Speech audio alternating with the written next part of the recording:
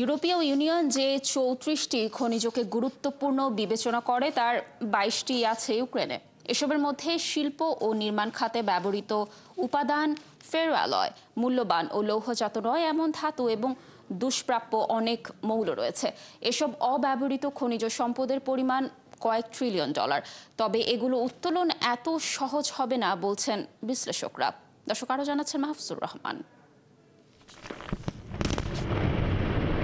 Lithium ion ব্যাটারির জন্য সবচেয়ে বেশি লাগে গ্রাফাইট। এটি পারমাণবিক চুল্লি থেকে শুরু করে পেন্সিল পর্যন্ত অসংখ্য জিনিসের অপরিহার্য উপাদান।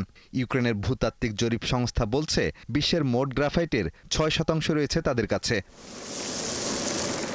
আনুমানিক ৫ লাখ মেট্রিক টন লিথিয়াম আছে কিয়েভে। এটি বৈশ্বিক রিজার্ভের ১ থেকে ২%।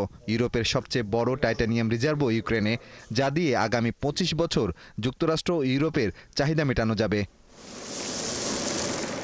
পারমাণবিক বিদ্যুৎ উৎপাদনের মূল তেজস্ক্রিয় উপাদান ইউরেনিয়ামের বৈশ্বিক রিজার্ভের ২ থেকে ৪% মিলতে পারে ইউক্রেনে। এই ইউরেনিয়ামের উপর বিশ্ব এখনও চীন এবং রাশিয়ার উপর অনেক বেশি নির্ভরশীল।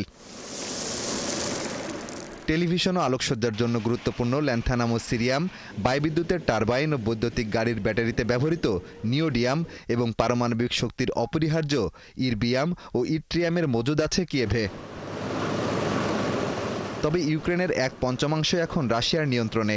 তাই বিশ্লেষকরা বলছেন দেশটির প্রায় ৪০% ধাতু সম্পদও রাশিয়ার নিয়ন্ত্রণে চলে গেছে। এছাড়া ৩টি লিথিয়াম ভান্ডারের ২টিই মস্কোর দখলে। ইউক্রেনের বিরল খনিজের বেশিরভাগই রাশিয়ার নিয়ন্ত্রিত অঞ্চলে। তাই কেবল যুক্তরাষ্ট্রের জন্যই নয়, ইউক্রেন ও পশ্চিমা মিত্রদের জন্য সেখানে প্রবেশ বা উত্তোলন করা এমন একটি বিষয় যার ভূরাজনৈতিক তাৎপর্য আরও বেশি।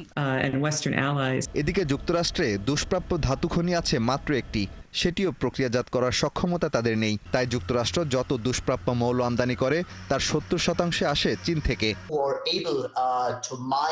চীনা কোম্পানিগুলো এই খাতে আধিপত্য বিস্তার করছে।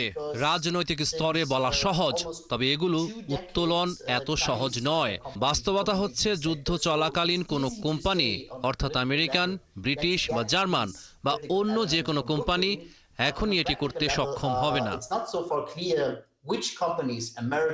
এই পরিস্থিতিতে যুদ্ধ ও দীর্ঘদিন অপ্রতুল বিনিয়োগের কারণে ঝুঁকিপূর্ণ একটি খাত থেকে বিনিয়োগকারীদের বলার মতো মুনাফা পেতে বছরের পর বছর লাগতে পারে বলে ধারণা বিশ্লেষকদের।